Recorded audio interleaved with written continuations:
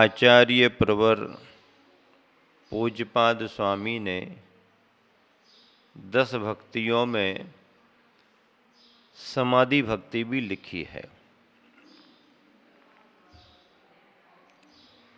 त्यागी व्रतिजन पाठ करते हैं, महाव्रती मुनिजन भी पाठ करते हैं। संस्कृत भाषा में है पर सरल है, भावों की गंभीरता है। पंक्तियां हैं,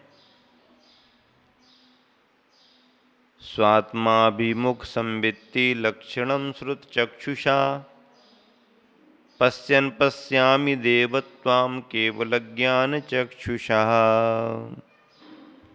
देवो हे देव, हे देवादिदेव भगवन, श्रुत चक्षुषा श्रुत ज्ञान रूपी नेत्र से, किससे?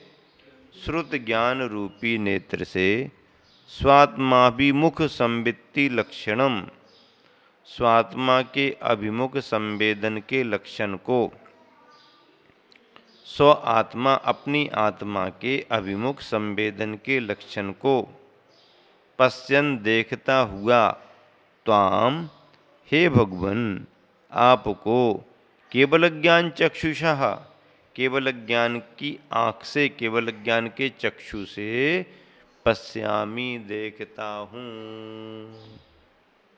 क्या कहा? ध्यान से सभी सुने, मिलान करें। हे देवो, श्रुत ज्ञान रूपी नेत्र से, हे भगवान मैं क्या कर रहा हूँ? श्रुत ज्ञान रूपी नेत्रों से, ये बाहर की आँखों से नहीं, श्रुत ज्ञान, श्रुत चक्षुषा श्रुत ज्ञान रूपी नेत्र से निजात्मा के अभिमुख संवेदन के लक्षण को देखता हुआ, अपनी आत्मा का संवेदन करता हुआ, त्वाम हे भगवन आपको, केवल ज्ञान चक्षुषा केवल ज्ञान की आँख से देखता हूँ। केवल ज्ञान चक्षुषा पश्यामी, केवल ज्ञान की आँख से देखता हूँ। ये यहाँ पर भाव व्यक्त किया गया है।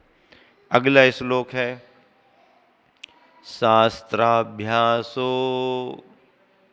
जिनपतिनुति संगति सर्वदार्यै सद्वृत्तानां गुणगण कथा दोषवादे च मौनम। सर्वस्यापि प्रीहितवचो भावना चात्मतत्वे संपद्यन्तां मम भवे यावदेते पवर्गः। क्या बात है। प्रतिक्रमण पाठ के अंत में ये श्लोक आते हैं इष्ट प्रार्थना के रूप में। इष्ट प्रार्थना, प्रार्थना क्या है, अभीष्ट क्या है, उसकी मांग करते हैं। क्या मांग रहे हैं, क्या भावना भा रहे हैं?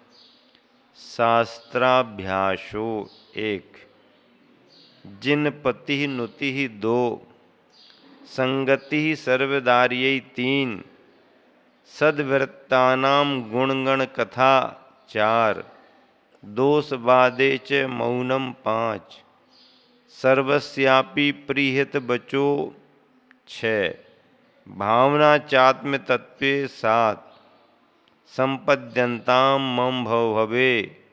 कब तक? यावत एते अपवर्गाः, जब तक मोक्ष की प्राप्ति न हो जाए। कब तक? जब तक मोक्ष की प्राप्ति न हो जाए। करते जाओ करते जाओ करते जाओ करते जाओ। हाँ, कब तक करते जाओ? कुछ बताओ तो कब तक करना? जब तक मोक्ष ना मिले तब तक करते जाओ करते जाओ, चलते जाओ चलते जाओ, चढ़ते जाओ चढ़ते जाओ, करते जाओ करते जाओ। एक एक शब्द को देखें। शास्त्राभ्यासः, शास्त्र का अभ्यास हो, शास्त्रों का पठन पाठन होता रहे, शास्त्रों का पठन पाठन मिले। ग्रंथों को पढ़ना सामान्य बात नहीं है। कोई पढ़ाने वाला मिल जाए तो फिर तो और ही कहना क्या। 6 उपसम होने पर भी पढ़ने की रुचि नहीं होती, श्रद्धा नहीं जागती। दुनियादारी की बातें सुनने पढ़ने के लिए समय मिल जाता, लेकिन जिनवानी पढ़ने की श्रद्धा सब में नहीं होती। बिरला निसुनहि तच्चम, बिरल बिरल भव्य प्राणी ही तत्व की बात को सुनता है। नाटक नौटंकी आ जाए तो आदमी सज धज के सब आ जाएंगे, निकल निकल करके थाली छोड़ देंगे भोजन की। नाच न निकल जाए नचनिया का, हाँ, नेता आ जाए, मंत्री आ जाए, कलाकार आ जाए, भीड़ पीछे लग जाए। धर्म की बात सुनना सबके बस की बात नहीं। बिरला निसुनहि तच्चम, बिरल बिरले व्यक्ति होते हैं जो तत्व की धर्म की बात को सुनते हैं। क्या? धर्म की बात को बिरले व्यक्ति ही सुनते हैं।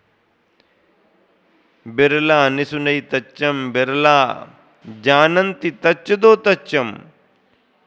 सुनने वाले वैसे ही मुश्किल से मिलते हैं, उन सुनने वालों में सुन करके जानने वाले और मुश्किल हो जाते हैं, छट जाते हैं, छन्ना लग जाता है।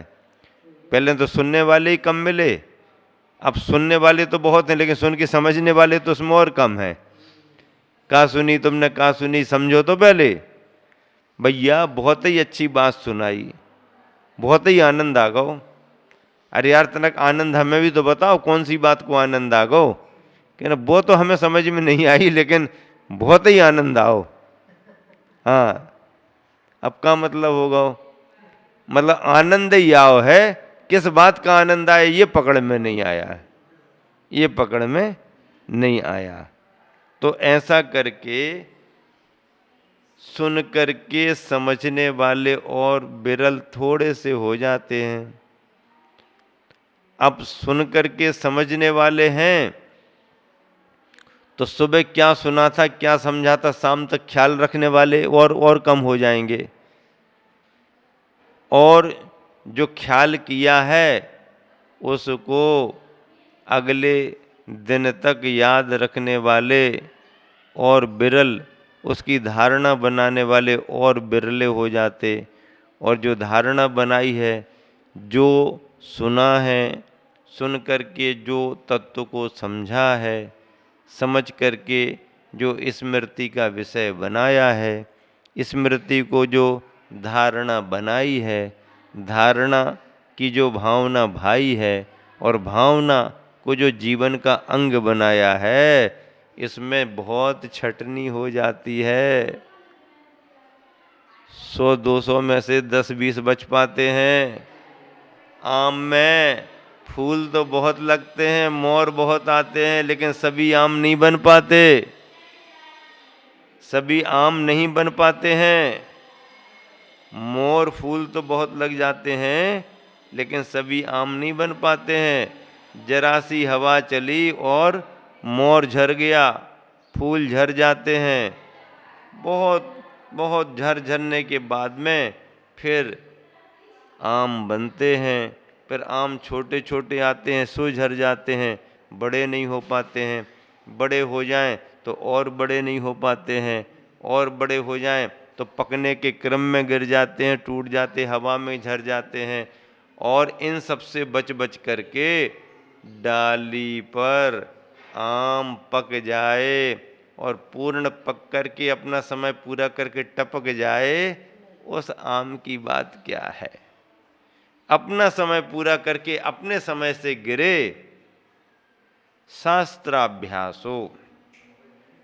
भगवान मुझे शास्त्र का अभ्यास हो, शास्त्र सुनने को मिले, शास्त्र पढ़ने को मिले, मैं दूसरों को शास्त्र पढ़ाऊं, दूसरों के द्वारा शास्त्र को सुनूं। शास्त्र सुनने का बड़ा प्रभाव है। एक व्यक्ति ग्रंथ को वांचता है, सैकड़ों लोग सुन करके तत्व को समझते हैं, स्वीकार करते हैं।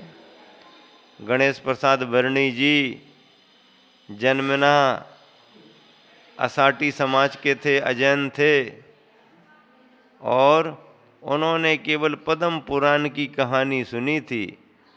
पद्म पुराण की वचनिका से उनका जीवन बदल गया। पद्म पुराण की वचनिका ने उनका जीवन बदल दिया। उनको धर्म का ज्ञान नहीं था, लेकिन राम लक्ष्मण की कहानियां सुन सुन करके उनका मन बहुत प्रभावित हुआ, बहुत प्रभावित हुआ, और उनको लगा ये बातें तो बहुत अच्छी हैं। हसेरा ग्राम में, मड़ावरा के पास, हम भी उस ग्राम से विहार करते हुए निकले। छोटा सा गांव था, जैनियों का मंदिर था, जैन समाज के घर थे। गांव के लोग दिन भर खेती बाड़ी धंधा पानी करते थे, और शाम को भोजन पानी से फ्री होकर मंदिर में जाके दर्शन करके फिर शास्त्र की वचनिका करते थे। गर्मी के समय में बाहर ओटले पर बैठ करके अपने पद्म पुराण रख करके पढ़ते थे। उसी मंदिर के सामने गली के उस तरफ वर्णी जी, गणेश प्रसाद जी का घर था। जन्मना वो हिंदू थे, और वो अपने चबूतरे पर बैठे बैठे जैनियों की इन बातों को सुनते रहते थे। पद्म पुराण में प्रसंग ये आया कि रात्रि में भोजन नहीं करना चाहिए। उनको बात बहुत अच्छी लगी कि भोजन तो दिन में ही हो जाए तो अच्छा है, रात में अंधेरा, लालटेन, कीड़े मकोड़े। उनको बात जम गई, उन्होंने रात्रि भोजन छोड़ दिया। अब जब घर में मालूम चला कि ये तो रात में नहीं खा रहा, तो उन्होंने पूछा कि भैया क्या बात है। इन्होंने कहा हमने तो रात में छोड़ दिया। तो घर परिवार वालों ने कहा कि अपने यहाँ तो रात ही में मिलेगा, दिन में कौन देगा तुमको अलग से बना करके, यहाँ की व्यवस्था ही ये है। तो उन्होंने कहा नहीं, हमने तो नियम ले लिया, हम तो खाएंगे दिन में ही। दिन 2 दिन तो बात चली, फिर घर वालों ने कहा भैया ये नियम तुम्हारा बहुत कठिन पड़ेगा, यहाँ पर, यहाँ व्यवस्था नहीं जमेगी, आप नियम को छोड़ दो, ये सब जैनियों के नियम हैं, तुम्हारे हमारे नियम नहीं हैं। तो उन्होंने कहा नियम तो नियम हैं, पालन करेंगे। तो गुस्से में आकर के कह दिया कि ये नियम पालन करना तो जैनियों की यहीं चले जाओ, घर छोड़ दो तुम। उनको बहुत बुरा लग गया। अब उन्होंने मन बना लिया घर छोड़ देंगे, लेकिन जाएं कहाँ, उम्र ज़्यादा थी नहीं। फिर भी मन में उन्होंने ठान लिया अब हम इस घर को छोड़ ही देंगे। छोड़ दिया उन्होंने घर, दूसरे गांव में चले गए। अब दूसरे गांव में चले गए तो कौन उनको पूछने वाला, कौन उनके लिए भोजन कराने वाला। कुछ दिन परेशान रहे, भटकते रहे, कभी कभार किसी के ख्याल में आ गया तो भोजन वोजन करा दिया। ऐसा होते करते किसी जैनी व्यक्ति का ध्यान उन पर चला गया। उसने समझ लिया बच्चा दृढ़ है, उम्र अभी ज़्यादा नहीं है, परेशान ना हो जाए, इसको संरक्षण देना चाहिए। तो उन्होंने उसे संरक्षण दिया और सेठानी बाई मिल गई, उन्होंने अपने घर पर रख लिया, पढ़ाई लिखाई करा दी, बड़े हो गए और बढ़ कर के उन्होंने धर्म का इतना अध्ययन किया कि उन्हें जैन समाज का उद्धार करने की भावना हो गई। उन्होंने अपनी मेहनत से, पुरुषार्थ से फिर बहुत बड़े रूप में जैन समाज को जागृत किया, जगह जगह पाठशालाएँ खुलवाईं, संस्कृत के विद्यालय खुलवाए और इस तरह से वर्णी जी ने जैन समाज में जागृति कर दी। क्षुल्लक दीक्षा भी ली थी उन्होंने। बहुत सारे विद्वान भी उनके माध्यम से तैयार हुए। अंत में उन्होंने संलेखना भी धारण की। ईसरी में उनकी संलेखना हुई। ऐसा उनका जीवन था। तो शास्त्र का अभ्यास अपने लिए और सुनने वाले के लिए भी कल्याणकारी होता है। ज्ञान सागर जी महाराज का जीवन भी तो ऐसे ही था। बचपन से ही उन्हें ज्ञान की लगन थी, बचपन से ही उन्हें स्वाध्याय की रुचि थी और कम उम्र में ही गया में जब उन्होंने बनारस के शास्त्री पंडितों को आकर के प्रवचन करते देखा तो उनके मन में भी सियादबाद महाविद्यालय में पढ़ने का भाव आ गया। वहाँ पर उन्होंने अध्ययन किया, बहुत मेहनत से अध्ययन किया। उनकी कहानी भी सब जानते हैं और फिर उनका जीवन ऐसा बना कि आज पूरे देश में गुरुवर आचार्य के माध्यम से उनकी उपलब्धियां हमारे तुम्हारे को मालूम हैं। शास्त्र का स्वाध्याय इसलिए होना चाहिए, इसका बड़ा महत्व है। शास्त्राभ्यासो, क्या भावना भाता है एक भक्त भव्य पुरुष कि हे भगवान मुझे प्रतिदिन शास्त्र का अभ्यास हो। प्रतिदिन जिन वाणी की बात सुनने को मिले, भोजन मिले या ना मिले, भगवान की वाणी सुनने को मिले, पानी पीने को मिले या ना मिले, जिन वाणी का अमृत पान जरूर होना चाहिए। जिन वाणी कल्याणकारिणी है, मन को शांति प्रदान करने वाली है, आत्मा को तृप्त करने वाली है। भोजन करने के बावजूद भी जो तृप्ति इस संसारी प्राणी को नहीं होती, वह बिना भोजन के भी यदि गुरु के वचन सुनने को मिल जाएं अथवा जिनवाणी सुनने को मिल जाए तो वह संतुष्टि तृप्ति हो जाती है। बिन भोजन बिन पानी के उसकी आत्मा तृप्त संतुष्ट हो जाती है। तो इस तरह से एक भक्त पुरुष भगवान से क्या भावना भाता है? शास्त्राभ्यासो, आगम कहो, शास्त्र कहो, ग्रंथ कहो, सब एकार्थवाची हैं। ऐसा शास्त्र का अभ्यास निरंतर हमारे को प्राप्त हो।